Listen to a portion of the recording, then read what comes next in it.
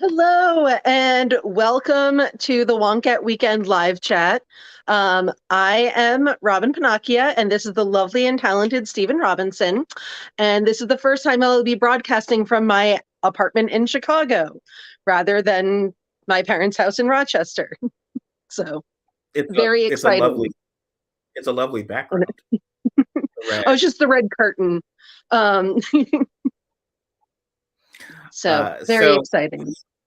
just to sort of leap into things, so the president, Joe Biden, has COVID. He was diagnosed with COVID, and there's this weird kind of reaction of. I feel like there's mixed messages about the severity of COVID or what is COVID. Like in other words, they feel the need to say it's he just has a little cold.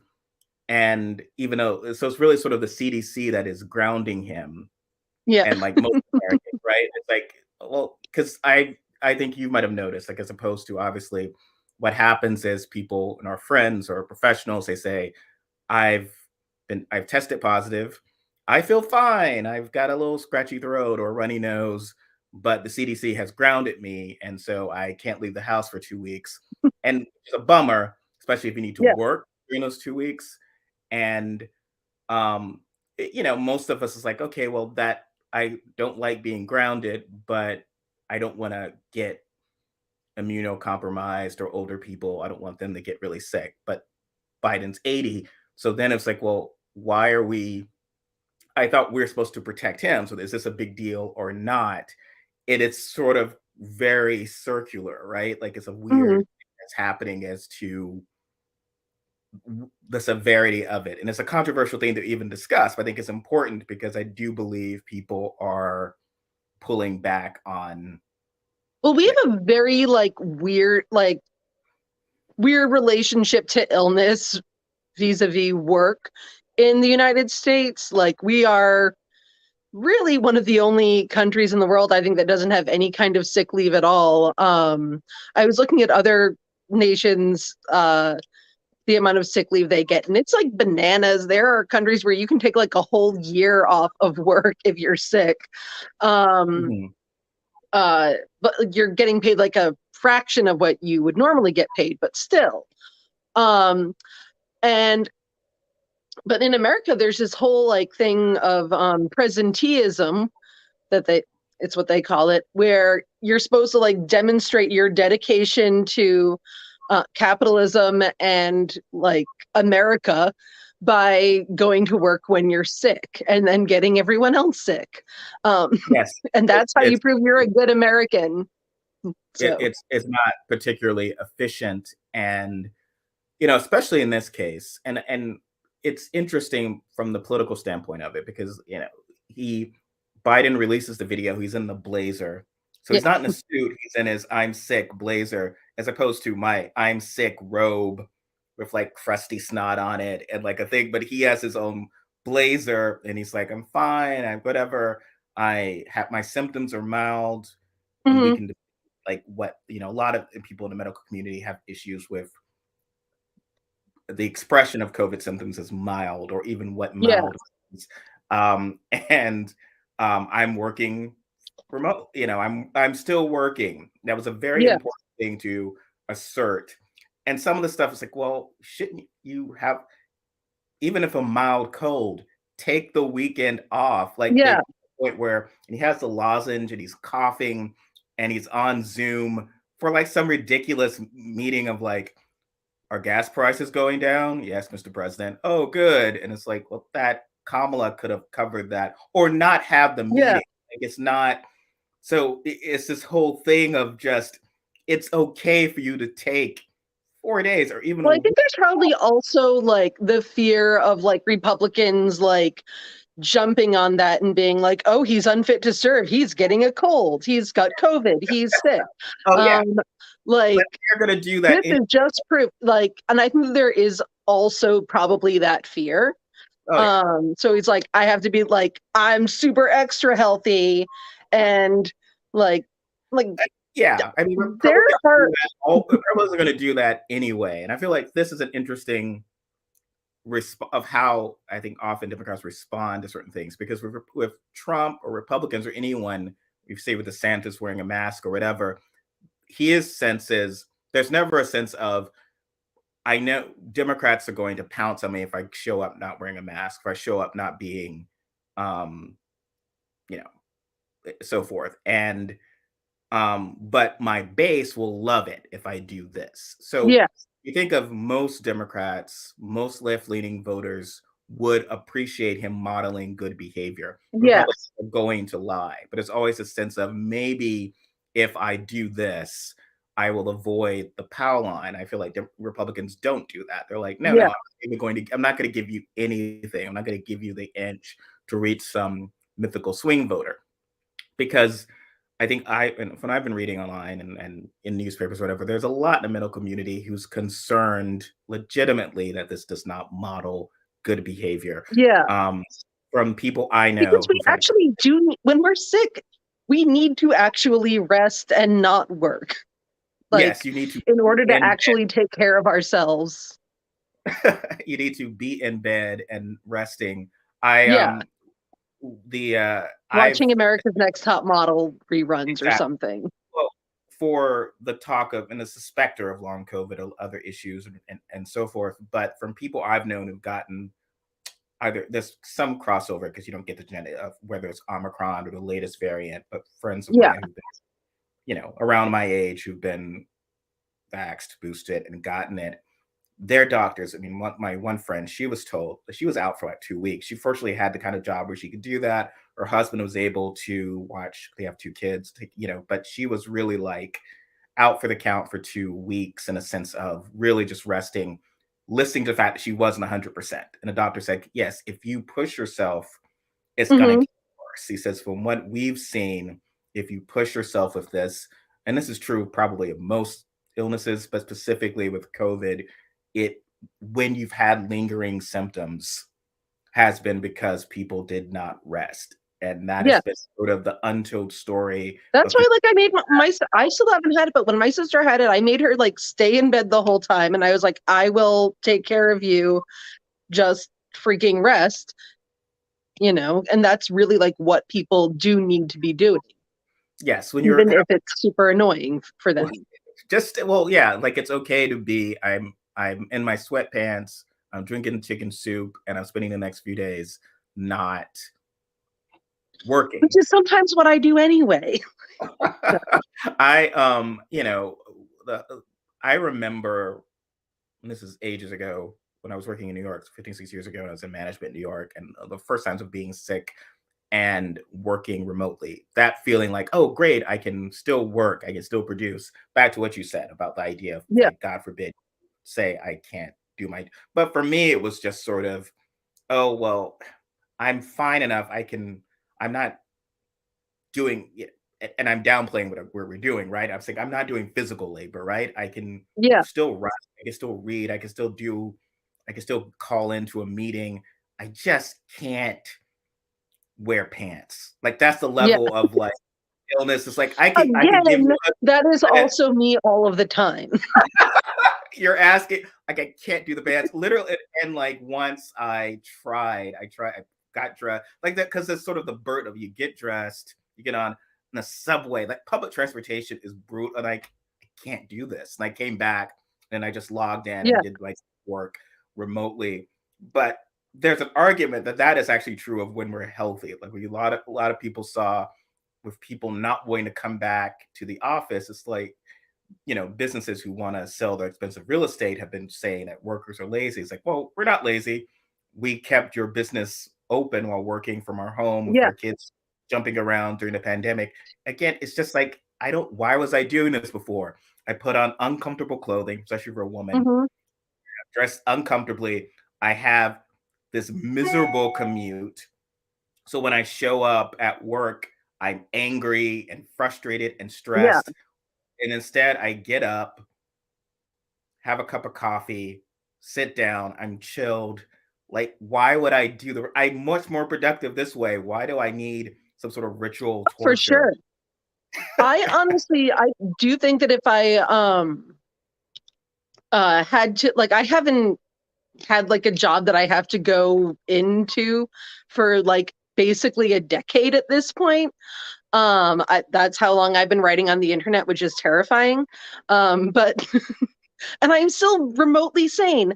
Um, like honestly, it's so much easier for me. Like just in like I don't even know how I would manage having to go in all the time. I think I would actually be very if I had to like go into a job to write. I think that would be very distracting because I would be looking at other people the whole time. Like I would not be able to like super focus on my work, and I have enough trouble doing that anyway. So Yeah. Have you seen the show Severance? mm, I And have. I had reviewed it a while back, and so I wound up watching a bunch of sort Yeah. of before it aired. And I remember what my one of my first notes about it was like, this reminds me of why I do not want to go back to the office. It was sort of like, as you Yeah, said, yeah. years, it's been long enough that all that remained of my, it sort of triggered my memory of being in an office in this sort of, oh yeah, there's a lot of BS rituals, this kind of these BS rules that are imposed and everything.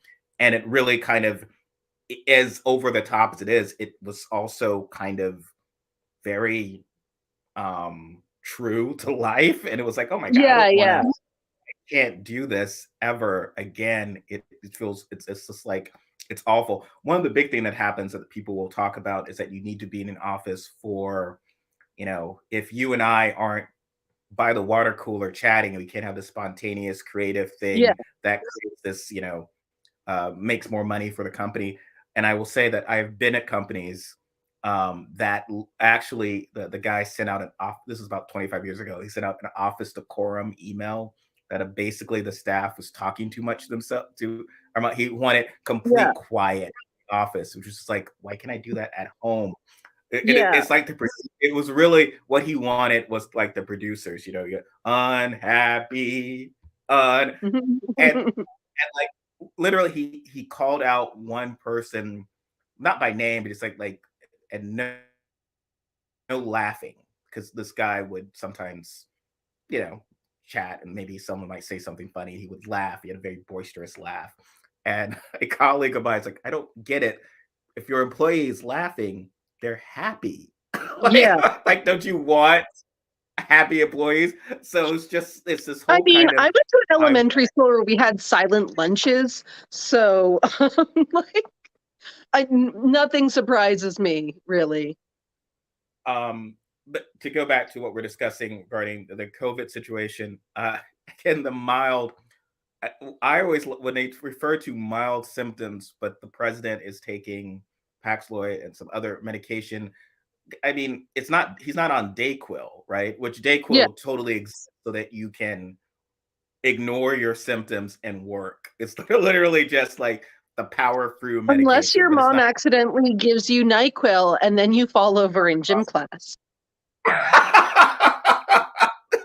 That actually, there was an urban legend that if you took NyQuil and didn't go immediately to sleep, you Yeah. would never fall asleep. So there's the one, if you take NyQuil instead of Dayquil, you would pass out. And if you took NyQuil and didn't immediately fall asleep in bed, hey cat, you would you Loretta. would never fall asleep. But it was yes, I had fond memories of NyQuil. The effects are less cool once I started drinking professionally.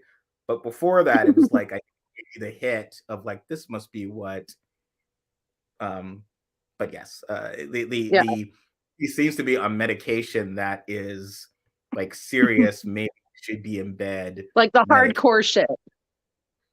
Oh yes, and Oh, there. to answer a question real quick. Um, when we were in elementary school in Massachusetts, we were not allowed to speak during lunch, and we had like they would turn the lights off. So like we were allowed to speak sometimes, but if it got like sort of loud, we'd have to like have silent lunches for like the entire week. And like this is probably going to shock people. I had trouble shutting up. And so if you like laughed or like said something during lunch, you would get sent to like you'd have to eat your lunch on the stage. So almost every day I had to eat my lunch by myself on the stage so everyone could stare at me and be like, there's the girl who spoke. It was terrible. So yeah. There's the girl who spoke. That's Yeah. like that's really bizarre. Yeah. But yeah, it's like the sense of we want to assemble human beings together and make sure they don't interact with Yeah. each other is a bizarre thing. Yeah, I mean, I'm sure that the president will recover. It is a, but it was. I mean, this Yeah. is not with Biden. It was with Buttigieg, Harris. Pretty much. I mean, it's gone. I mean, the latest variants highly Yeah. contagious, and so what they will always say is, "My symptoms are totally mild, and I am still working for our overlords. You know, I'm still working from home, working remote, and it's like a necessity to state as opposed to saying, and I think they should. I mean, doctors again are repeating rest. If you rest, the symptoms Yeah. will take longer. And that's true of everything. As you were saying, it's not efficient. People are going to work. And I'm guilty of this. I mean, I still have that ingrained system of like, oh, if I'm not, if I don't, then Robyn will have to work harder, or Yeah. and that's a crappy day. And you know, most of the folks here, Just be assured, I will not. but most of the folks here are reasonable people, right? Like if like you know, they wouldn't stop donating to Wonkette if we did Yeah. publish, or if we published 8 articles instead of 12 Yeah. because one of us is ill. But there's a sense I feel like, oh, someone's got to make up for me if I'm not there, especially on a day that we're Yeah. all short. So I've got to like drag myself in, and you know, and and I also think, oh well, I again, I'm at home. I'm not going out in the world. I can still work, but your mind, especially because a lot of the Yeah. symptoms for COVID people claim is brain fog. I have not experienced that when I had it, but that can also not be I great. had it really, I'm like, I have it anyway, but yeah, I actually had it after the vaccine. Like that was like the hardest part for me. I was like, my brain is not working at all. Um, but you know, that happens to me when I'm not sick as well. So Did we discuss that? Like that was one of the reasons. I mean, people have been. I mean, there are a lot of people who are overtly anti-vax, but there are others who are just, oh well, I hear that it knocks you on your ass, and I can't literally take even 2 days off. but like a lot of people literally like they do not have sick days Yeah. where, you know, in their situation. You know, we're not like other countries where people have like actual days that they can take off. I've had jobs before where like you literally can never take a day off Mhm. for any reason. Like if you Oh, work retail, you basically cannot take a day off ever. Um you have to like find and someone. you don't get and pardon? You have to find someone to replace you at some point, like some Yeah, places, but which it's is tough. crappy. Yeah. It's really hard to actually do that, especially if you're a manager. And in a lot of jobs, like you're not going to get paid if you take the day off. Mhm. Um, like you don't get like we don't guarantee paid days off in the United States. No, Like I think we're the only advanced economy that doesn't. no, it is Um, mostly we won't fire you, yeah, but you will still have trouble paying your rent. So people are like, well, I have to yeah. pay my rent. And I think And this goes people back. also there's yeah. Oh, sorry, what were you saying? Oh, no, no. I was just saying it goes back to the CDC's guidelines. There's a pushback of like they aren't realistic. And I think Republicans are seizing on it. I mean, Republicans don't support it. You know, I think the challenge for us is that Republicans will leverage and seize upon laxes in systems that they created. So yes, there's no paid sick time. So then, but then they will, which they are fully responsible for. But then they will point to the CDC's guidelines of being like, Yeah, who can take 2 weeks off?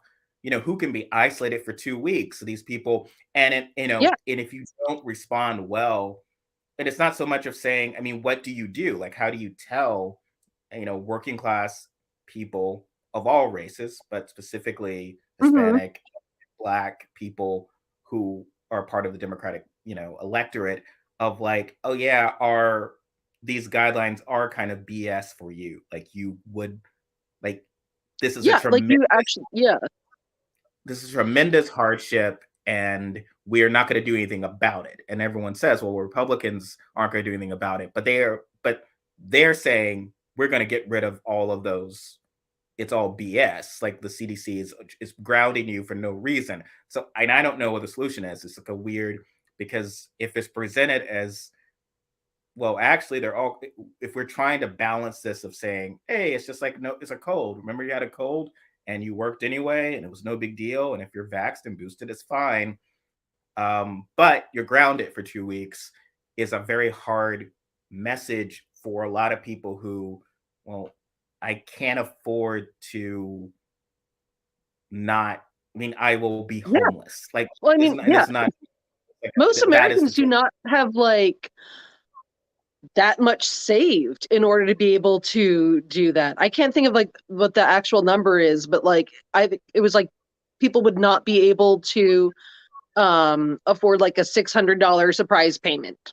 Like they Mhm. would be like completely fucked. And I think yeah, most people would be. Um And the sick and irony is, afford to do that, work from home. Like, so the people who can are more afford able to work from home. Yeah. exactly the work from home, the people who can't are the ones in retail, uh, any sort of job that you need to physically be there. Yeah. And it's one thing if there's like, well, I'm sick. It was always the weirdest thing, right? There was a term, forgive the grossness. It was like you were supposed to come in unless it was North Pole or South Pole. Yeah. And Yeah. so I've it not was like, heard that, but that sounds like a thing. and so it was It sounds just like a like very that was like American thing. literally amongst Yeah. my kind of working class people of all races I grew up around. That was the idea. You drug yourself to work unless it was one of those two, because it was essentially, it Yeah. was just like, it doesn't matter if you're dying, Because then it just would put other people off. don't inconvenience other people. It's Yeah. very, those conditions are hard to sell t-shirts to people if you are, you know, in either. So that was when you could stay home, and that people would be like, okay, that's fine. But otherwise, like the sniff, I have a cold. What? Like you could the call out. There was one guy we worked with years ago. He would call out the cold, and there was a sense of like, called out with a Oh yeah, cold. because people like, well, I think in America in general, there's very much this culture of like you're supposed to brag about working when you're really sick. You're supposed to brag about never taking your vacation days, which, you know, I see that I'm like, man, we are suckers. Like we're just absolute suckers. Why did we decide that that was the way to be? But there's very much this culture of like that's who my like, oh yeah, my leg was falling off and I was still working. Yeah, rugged individualism, which is the stupidest. Yes, it's not, especially because it's all about it's not about your own individual concern, it's about the concerns of your of management, of your boss, which is has been it's a plantation mentality that's been sort of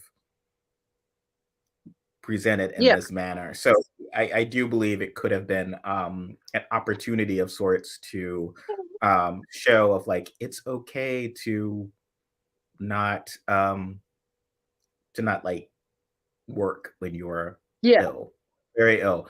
Well, Um, that's one of the reasons why I do think we very, very much need to get at some point in like the future where things are not terrible, um like actual like legally required paid vacation days or like paid days off for every job.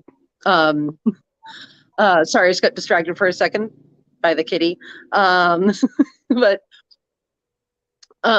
yeah, it's very much a culture thing that needs to end. I also think that if there were um like in certain countries, like it's also like vacation days and sick days are also, or at least sick days are sort of the same thing as like it's like an unemployment situation where people are paying sort of into the system, and then it's not your boss that pays you your salary, it's like, you know, tax money or something, and that is also an option, I guess. But I think that, you know, things are definitely changing, Mhm. and, you know, people are more like, nah, I think I will have some work-life balance, thank you very much. But not fast enough. Well, and a lot of companies started combining sick time with Hmm. vacation time. So here's the time we'll pay you to not be here. And so then you're kind of like, well, I'd rather spend time with my family when I'm well. Yeah. You care so little about me. Maybe I'll just drag myself into work and hack all over everyone. It's not a good thing, but it creates a situation of like, why should I care about you? This is how little you care about me. Here's how I care about you, as opposed to being Hmm. like, no, not everyone's going to scam the system. If someone, Yeah. Well, there's always this like, oh, people will take advantage. And like, that doesn't really end up bearing out a lot of the time just because of the culture that we do have. Like, absolutely.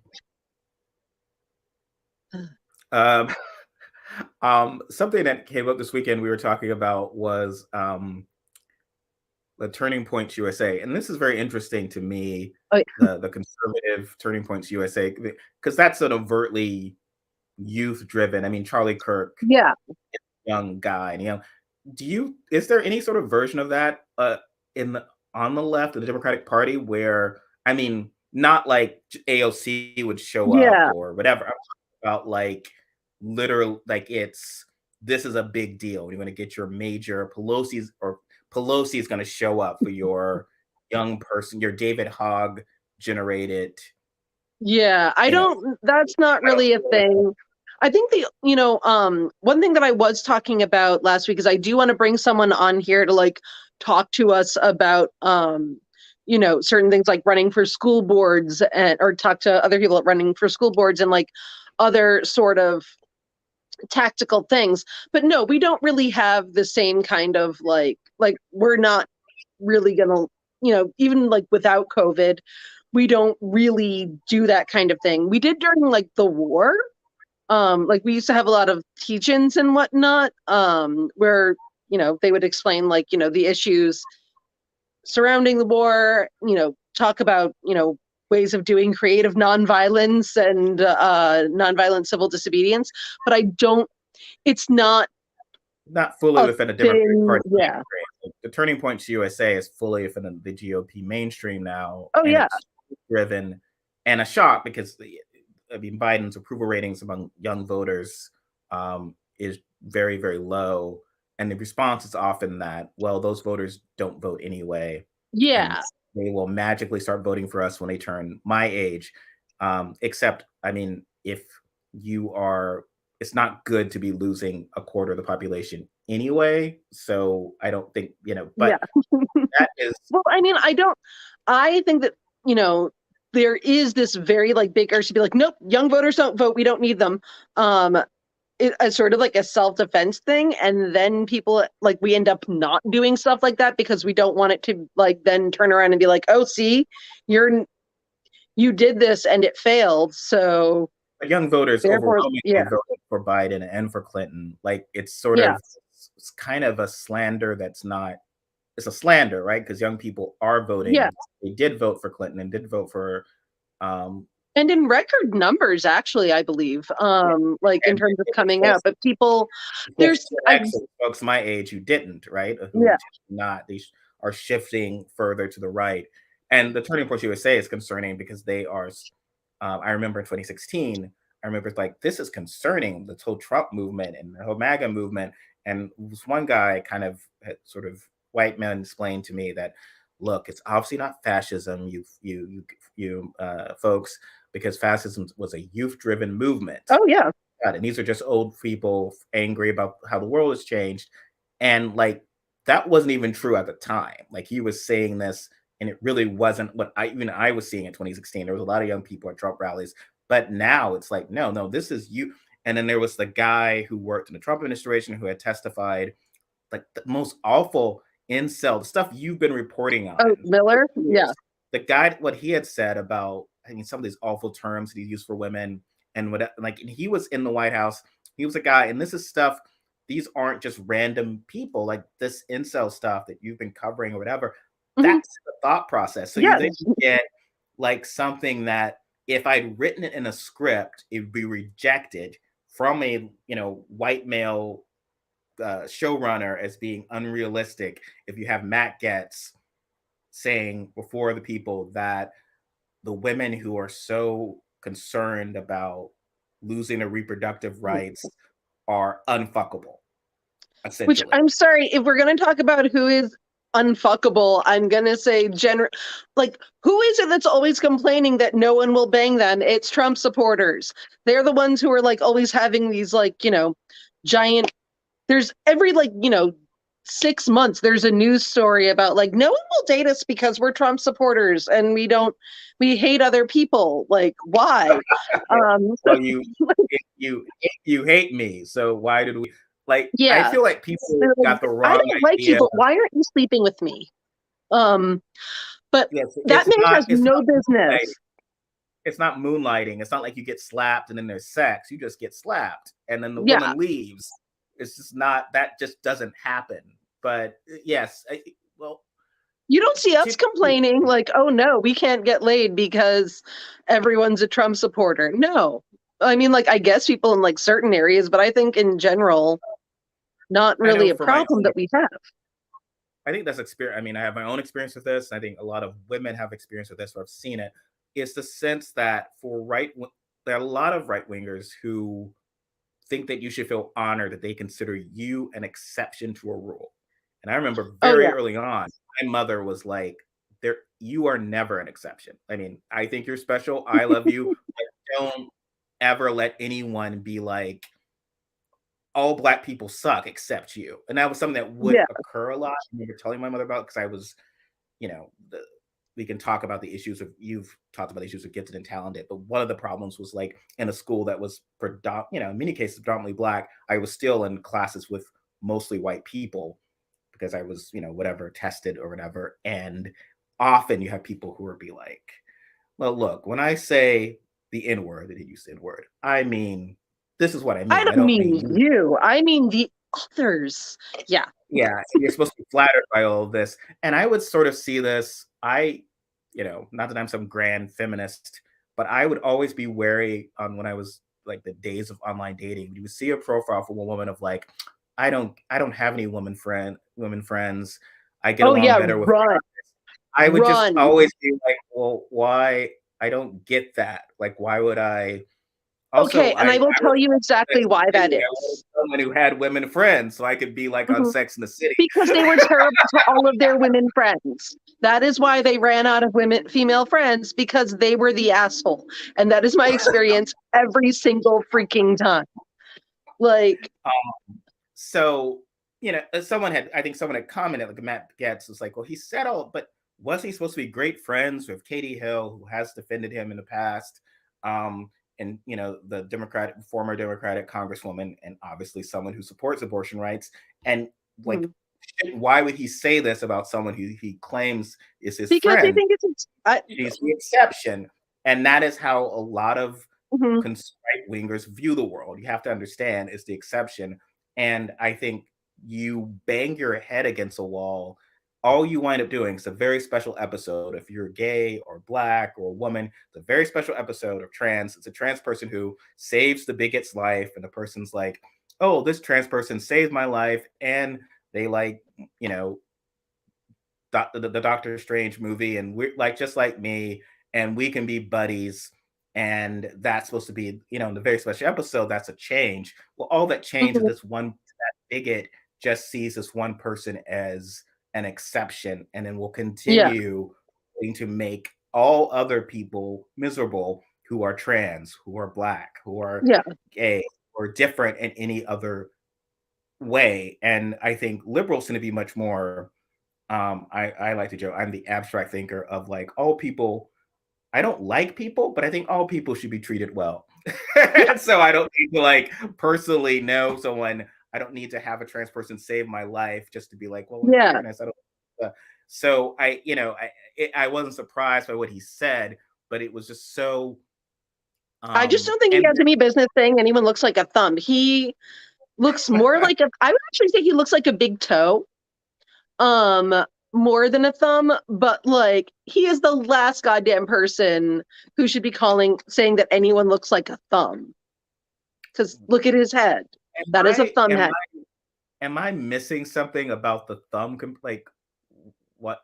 Why is this an insult? You I know, mean, he obviously, said, had a thumb. It had a thumb as a face. I could understand it being a problem, but just as a random, considering it, to quote Richard Pryor, he looks like a dick, not even a hard on, just like a dick with clothes on. So yeah, as you said, he's not quite the best person to, and he could be he's perfectly not an attractive. So attractive man. right, but in general, he's a terrible human being, much like Ted Cruz and these others. And it's been this sense of just like their contempt is so, and they get like, it's like the minutes of hate from 1984. It's just like they get such a, people go, "Woo, he said this." So just like as you wrote about Ted Cruz saying, "My pronouns are kiss your ass," just like what is this, like a bad Jeff Foxworthy routine from like the I don't like my, and Well, I like really they don't get their comedians until they suck. So well like their they have entire to, their entire rhetoric seems to be like bad stand-up acts. Like it yeah, is, if you watch them when they're like, you're someone who acts or whatever, you would they're it feels as if they are deliberately trying to communicate. They're communicating as if they're comics or comedians. yeah. And I don't mean that means they're good. I mean like the bad hack comedies, the way the scripts are written, their movements on the screen, especially like Lauren Bobart, the way she moves across the stage is very like I'm doing a bad comic act. It's not the same as if like like people who were very good orators. So from Michelle Obama to Barack Obama to Bill Clinton, there was a sense of I am I am a politician, a leader. I'm going to here's my inspiring oratory. Here's just like insult comedy, and Yeah, pretty is much. that is working. It's what people, but it's dangerous. I mean, it's the first step towards getting people to kill other people to kill other people. It's just like they are Yeah. not. Well, And a lot of what it is they're dealing with people who ultimately do not feel good about themselves, which sounds like super like hokey, shrinky, whatever. But like all they want is to be told you're better than people in some capacity. Like that is like, and they will get like, sure, great, I will vote for you. You're telling me that I'm better than this group of people? Fantastic, let's do it. Because that's really like the main thing that they have to offer is like, we're going to promise you that there will be someone underneath you. Like, oh yeah, and they are um, pushing more aggressive. There's no way to moderate that. So just to yeah, put it in perspective, what Cruz had said, because a lot of people in Portland, especially, there's a sort of um, assumption of what's political or not. So here you get like a well-off suburban white liberal who will think that, oh, what's polarizing is this, usually something involving blackness or whatever, but like this isn't polarizing. So the idea of like, hey, what's our introducing yourself and stating your pronouns was, especially in like liberal for God's environments, sake, it considered takes 2 seconds. normal. Relax. Yes, Like, it was considered a normal thing. And then what will happen is, because they don't pay attention to politics, they're too good to do that, is that they are unaware of what someone like Cruz and Republicans are setting up in place. So what happens is the one asshole in the group, when asked to state his pronouns, will refuse or will say, "Kiss my ass. I'm not going to tell you." And then they have no, because what is the response in a workplace environment? That they could person get should be like fired. honestly, That's here's the bad. thing: they could get fired. Like they could lose their job. But but they're setting up the challenge. They're setting up a lot of these challenges. This goes back to the Yeah, Supreme Court. They have the fascist Supreme Court. They want this. They want someone to say that, then get fired, and then I'd written about this last week. The woman at Southwest Airlines who stalked a coworker about abortion. Like she would go on. So it's like my going on your personal Facebook and talking about how you're a baby killer and how you, and damn right I'm a Trump supporter and you're a baby killer. And you're like, well, you go to our boss and it's like, well, Stephen is stalking me on my personal Facebook and saying awful, terrible things. Maybe you should no longer, I don't That would really be feel so mean comfortable. of you. Please don't do that. Yeah. And when I get fired, like, so this lady got fired, but then Yeah. sued successfully that her First Amendment, her freedom of religion and First Amendment rights. This is a Texas court, and wound up getting like millions of dollars in the settlement, as if, and it's not like you had said she didn't say this on her own Facebook page, and because even in the early days of Yeah. Facebook, I'd always be like, look, if they want to drag the company and me on their first, I don't care what people would say. Look what they're saying. I don't care, but Yeah. I would sometimes warn it like, look, you understand that in our developing internet, someone will type in, if someone's going for a job, they might type in, their employer might type Yeah. in their And job person's exactly. name, and if what comes up is you saying awful, terrible things about that person, that's going to look bad, and they're going to be like, "What's this person doing?" Don't. So you probably shouldn't do this. But this creates this sense of what they want is the suit, and I feel like it's not. I'm not trying to do 12-dimensional chess with Cruz, but I Yeah. do No, I get believe what you're saying, though. Yeah. setting up the idea of you put out this vicious stuff, someone's going to be like the bare minimum courtesy that used to exist. And maybe someone who didn't get trans, what, why, I don't really care, but I will at least say, what's the harm? Is 2 seconds. Will then Yeah. say no, will become like a tense issue. Then they will sue. And these guys know they've got the courts and they can cherry pick Hmm. and make a suit. And so it's just very dangerous. And none of the stuff they're doing seems to me like, I always resent when someone's like, it's all a distraction, it's silly, and he's just being silly. It's like, no, it's very kind of targeted of what they're trying to do with, like, basically there's the human decency of others should not be acknowledged or whatever. So Yeah. I'm getting attacked by a kitty again. Meow. Say hi, Loretta. Be famous. Yeah. No, they do want the lawsuits, but at the same time, like they are setting up people who, may not have access to those systems to lose their jobs. Like it actually costs a lot of money and a lot of time to be able to sue for discrimination. It's why I actually think that we should have our anti-discrimination laws, but we need at will employment, like in order to actually make that real for people, because people, a lot of the time, like when someone is discriminated against at work, they'll, and they get fired. If they go to a lawyer, the lawyer will say, like, it's not worth your time. You're not going to get that much, and it'll probably just cover my fees.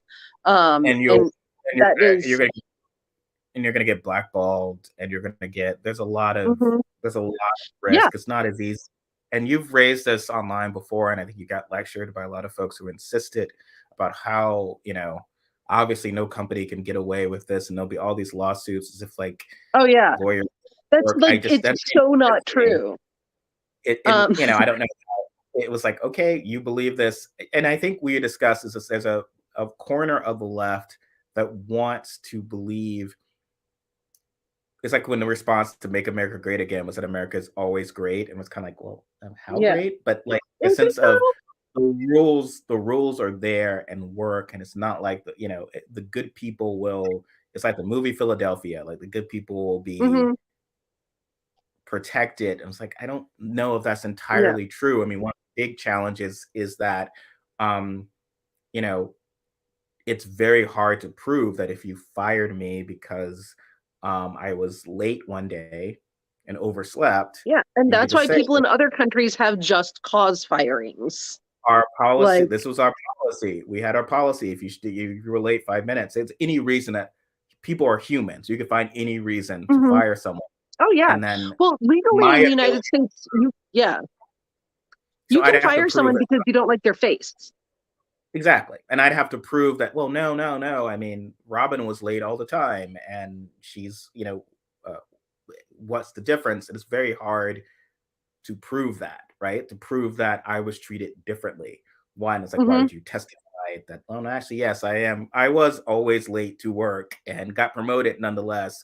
Like, just doesn't happen. Most often, you've Yeah. got to like somehow prove that like someone wearing a Klan hood came in and set fire to your desk to sort of get. It's extremely difficult to prove discrimination. And I was gonna say is actually every single state except for Montana is an at-will employment state.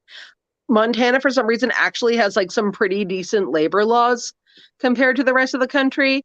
Um, like we are the literal only country in the world that has at-will employment, and it's so bad. Like there's a reason no one else does this. Um, like it's really, really, really not a good thing. But and that actually sort of goes along with the whole uh paid days off thing. It's like part of that same culture where like everything is supposed to be like for the benefit of the job creators. And Mhm. the right has very much created this culture where it's like everything is, like the job creators get like the leverage in everything. So when they're like, hey, go be terrible at work, most of these people are not going to be able to like sue for discrimination or whatever for, being like, hey, it's my religious right to be horrible to people. Um, which is not that even that winnable of a case for a lot of things. Um, I don't know. It's like it's almost like they don't even care about their own people. No, no. I mean, I worked someplace. Obviously, will not name them, but the one of the executives there used the term "churn and burn." That's the term. You just went through the staff, churn through them, burn through them, hire. It's Yeah. like a test. And I would say, well, it seems very inefficient. Why can't we just pay the staff well, keep them for a while? Then they just want benefits, and then they want to stay. And then if we want to, this is ongoing liability. It's better to have like a freelance workforce you're constantly churning through, Oh yeah. and it's not. And then you only how much does training cost? And so of course it is cheaper technically, and a lot of the financials looked at on a short term basis. It's much cheaper to just train people. Well, we do Um, a lot in this country in order to like of how do I put this? We do a lot in this country in order to like we arrange things so that, people don't get benefits so that like it is as cheap, for people to work as possible.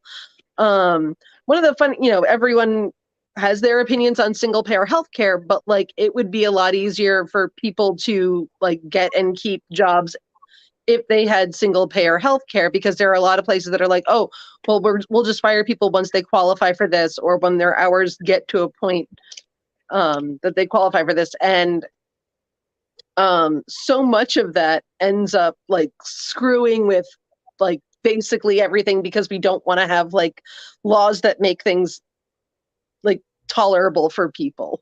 Like we yeah, get screwed.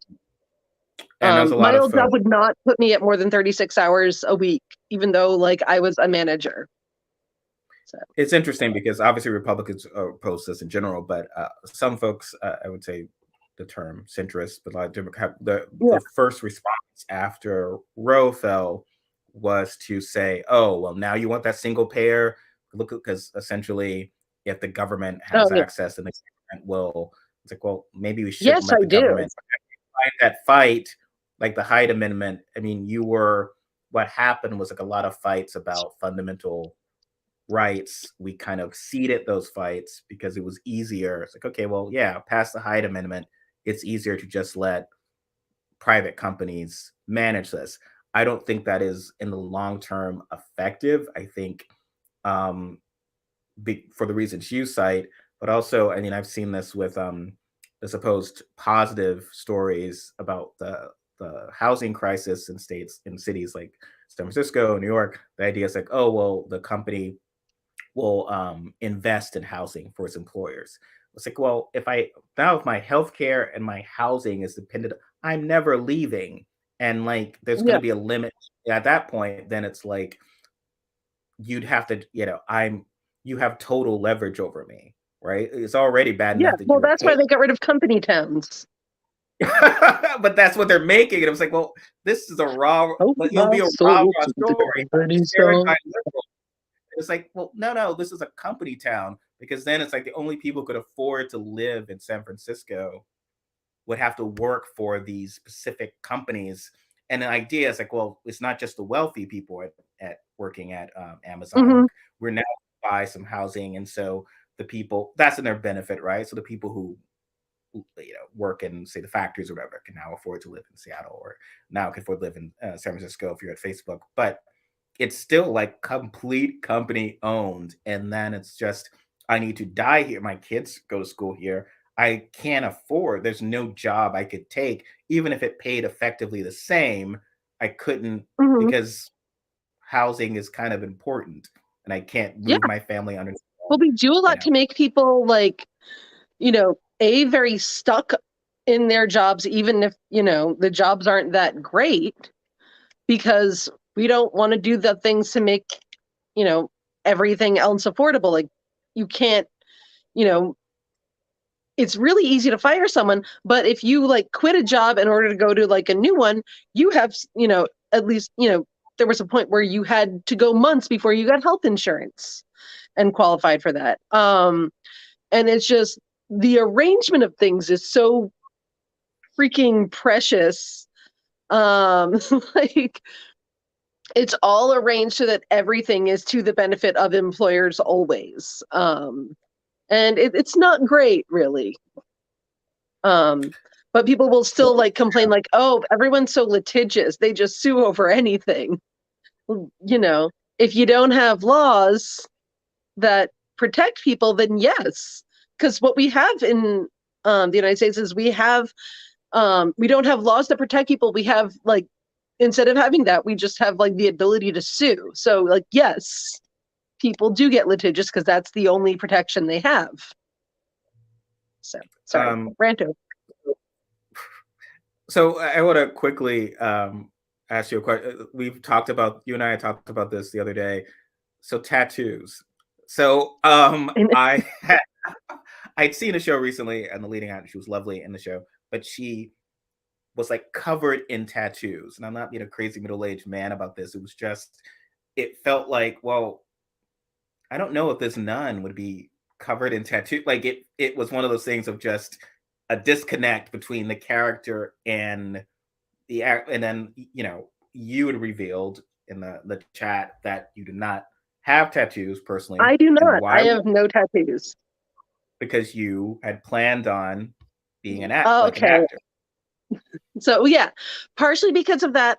Also because my one idea for a tattoo that I had when I was young was not great. And I don't. So long story short, when I was a very pretentious teenager, I like really loved Edna St. Vincent Millay. So, there's a poem of hers, like two figs, my candle burns at both ends, it will not last the night, et cetera, et cetera. And I go to my mom, I'm like, listen, Mom, I know that you said that I shouldn't get any tattoos, but I have an idea and I'm going to get a tattoo of two figs. And my mom looks at me and she goes, takes a long drag off her cigarette and goes, do you know what a fig looks like? And I was like, not especially. And she was like, yeah, they look like balls. I'm glad she So didn't. the She cut agreement to that the. I was only allowed to get a tattoo, even as an adult, if it was a giant battleship across my chest that said mom on it. So Yeah. I decided to not do that. Also, I have a So fear of commitment. So, as a writer and a casting person, I feel like you could come in and do if you blew it out of the park as someone, I could believe you as someone who would force people to have quiet lunchtime, right? Like then it's just like, okay, I believe it, but like if you've got fight the power tattoos and all, then it's just sort of, well, Yeah. how is the character now? And but I think now that's sort of the agreement, and I will clarify so people don't get upset. If I'm casting, I accept that everyone has tattoos now, so the audiences just have to accept this because I'm not going to discriminate against Yeah. all these, I mean, essentially people. But it is for me. there's I also acknowledge, always body makeup. Like yes, they have makeup that covers tattoos. that can be expensive if you are. It's like the day. It's just Tanisha, like yeah. it's not like sort of this person has like the ankle tattoo. Um, so the actress who played Supergirl on the TV show recently had apparently an ankle tattoo that had to always be covered if there was ever an instance, because obviously Supergirl would not, and that was not a judgment on whether Supergirl herself would be someone who has a tattoo, but just that how could Supergirl, who's invulnerable, how would that Be even work? tattooed.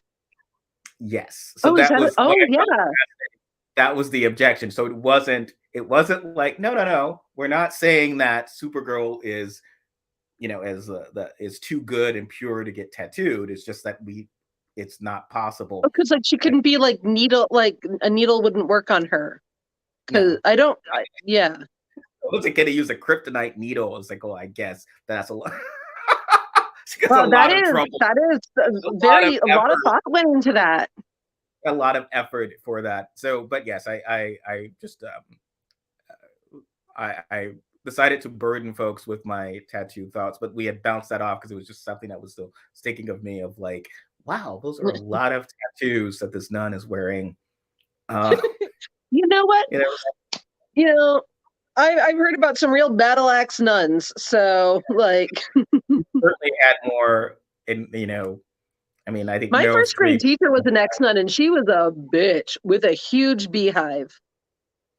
Like literally, it was like huge. It was this high, and an act. Like it was amazing. Like it was like a Peg Bundy bouffant type thing. That's my Yeah, that story. is quite the. Um, so this is someone who I knows know. about super.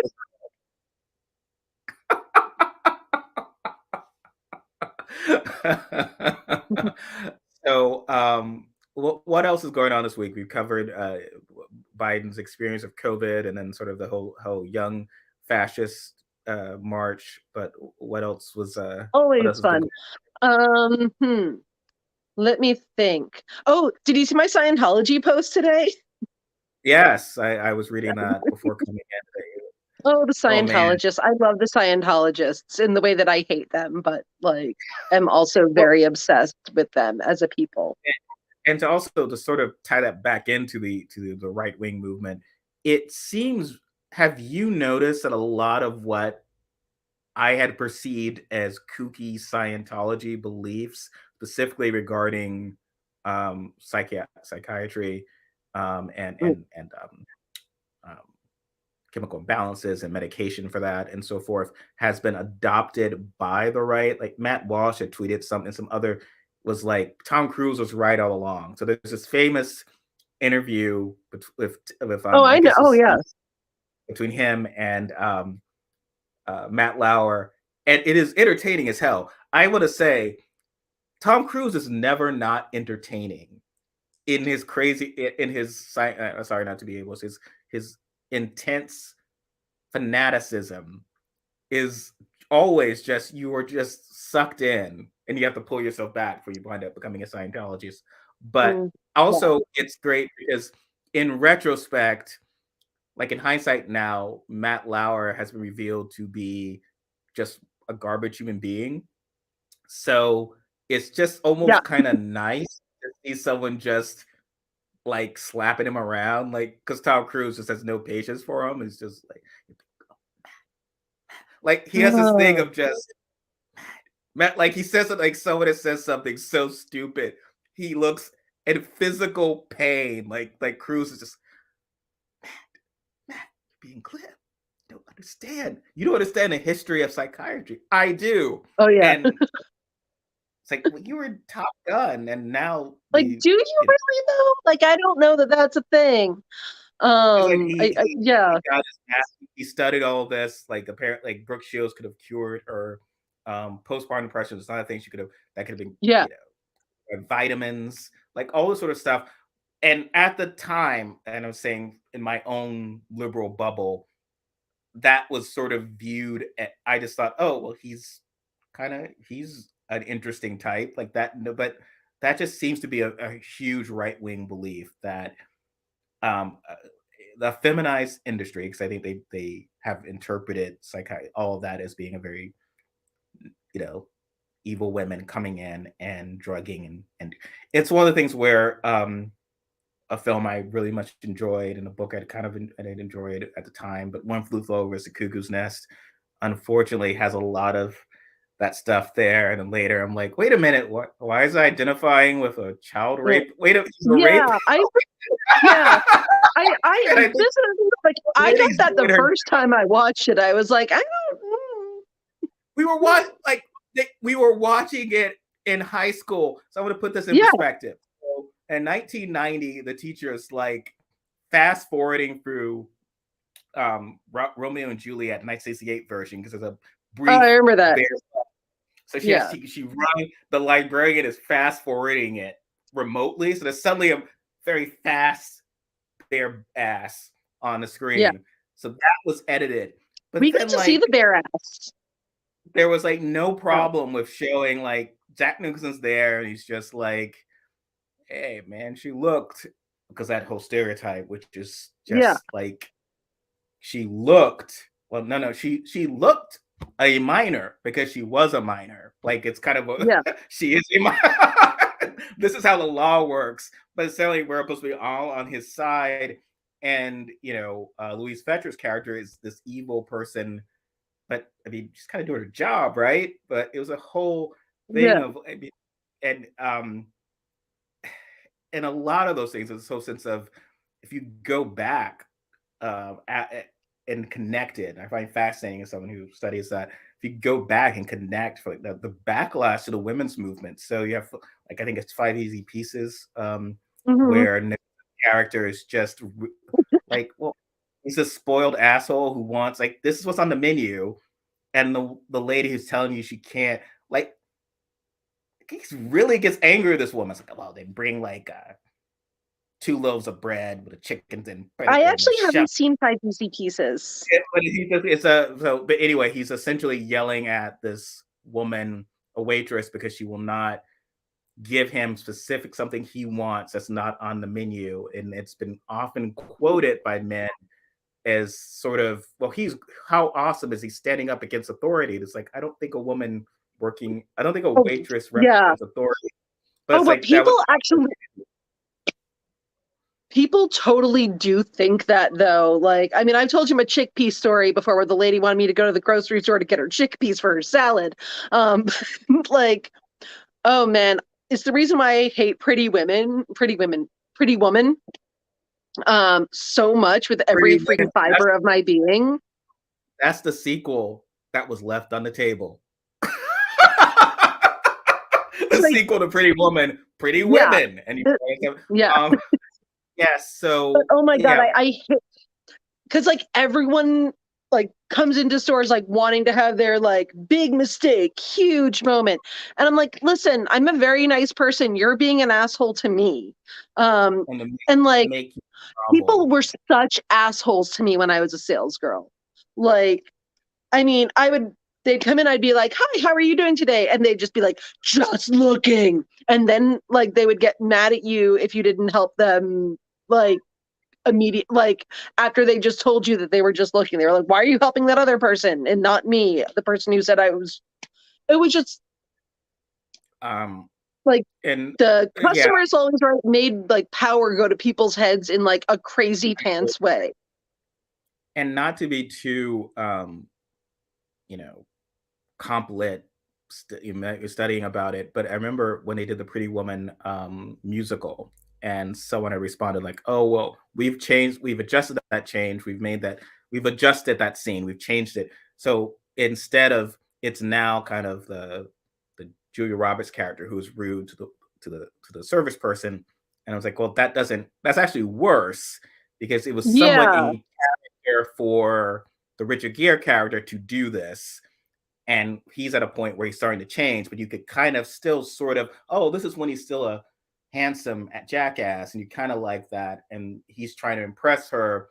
That's not being great, but it's still better Yeah. than her just, your main character is just all kind of a jerk, which doesn't, to me, work as well.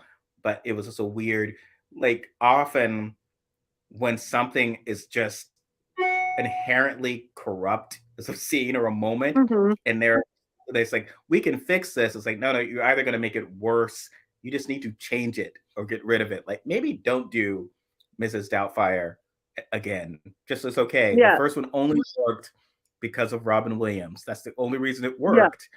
Move on. Also, Mara Yeah, Wilson, who is like, she's great. She should come on oh, the show. yeah. So Um, I can people were ask her, but I very. don't think that like. Oh, I didn't know. I I was. No, we're I, friends. She's a oh, super sweet girl, and I like love her guts, but I don't know that she would come on our show. I remember thinking of I just said randomly on Twitter like, how dumb is Sally Field's characters to be in Were we saying it is. that last week also, or were we just talking about it otherwise? No, I said it on Twitter, and like a lot of people Oh were yeah, like defensive of just, of course it could work, like so it could do that, makeup can work, and it's just like, I don't know. Like, I couldn't fool you, right? Like, and we aren't even married. I couldn't just show up at your house with a weird accent and a wig. There's no makeup you'd be like, well, that's you, Steven. It's just, and then you get to the Clark Kent thing. It's like, well, because once you've gotten into Superman, you're now dealing with an alien who can fly. So that becomes the least ridiculous thing in the movie, right? Like, that's fair. not, that you've already gone and you're defying all sorts of laws of physics and human alien coupling, because that And can't people work. are just like, oh, he's got glasses on. I have no idea who this is anymore. You just accept that, and it's like just one of his.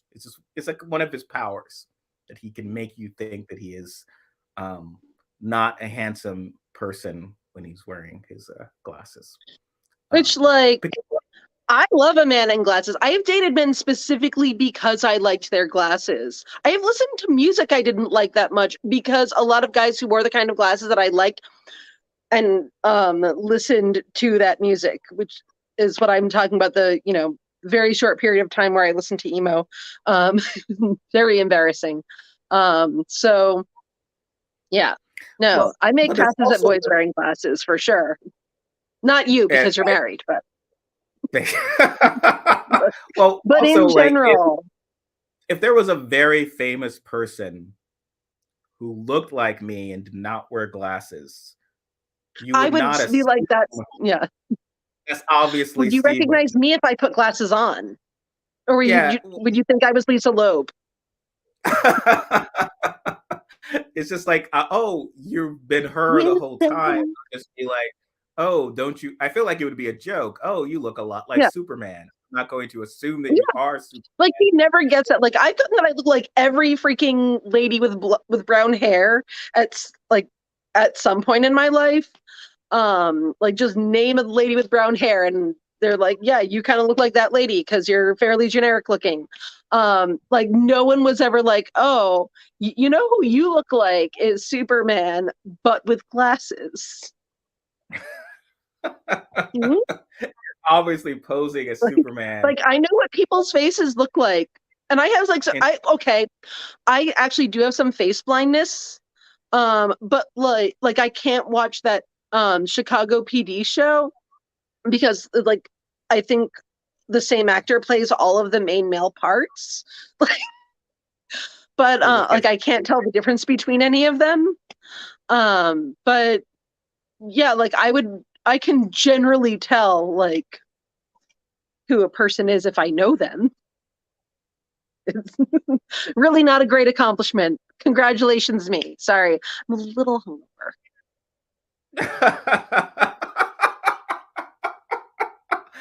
A little. So there's a I celebration. was out until like 4 last night, so like.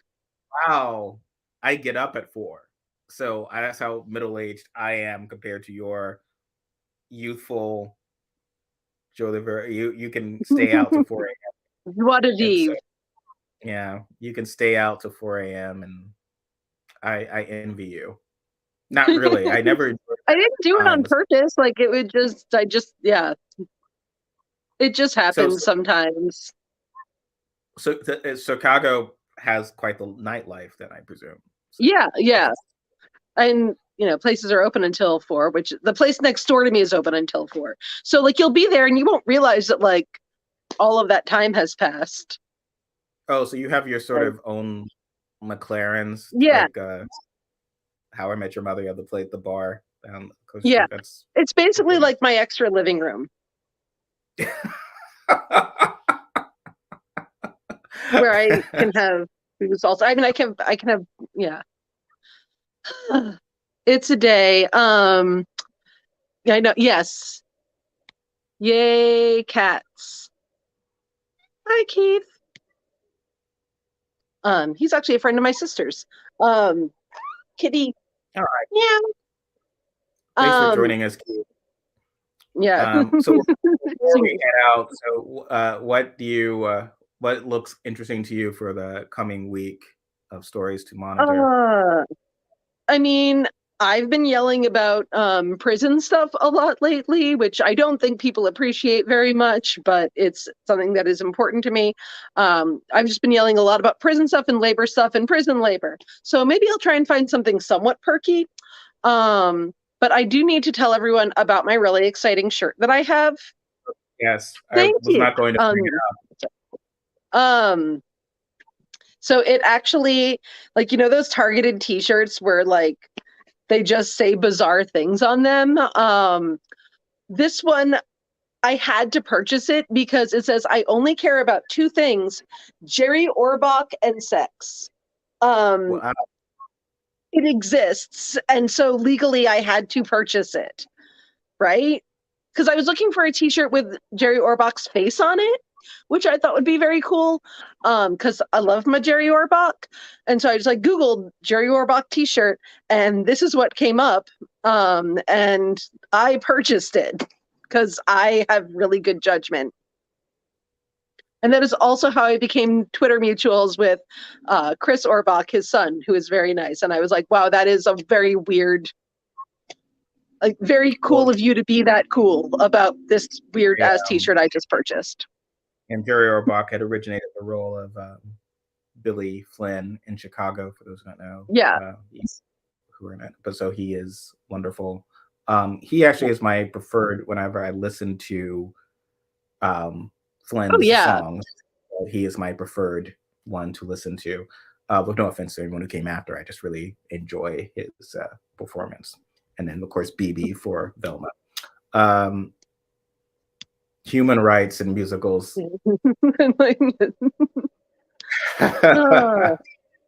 All right. Well, thank you everyone for joining us. And I think there was the Wonk meet in Portland's Peninsula Park. I hope that's had a great time. I would love to join, except I've got some work to do, and it is like apparently 96 degrees. I was out in our patio today, and it was like really getting hot.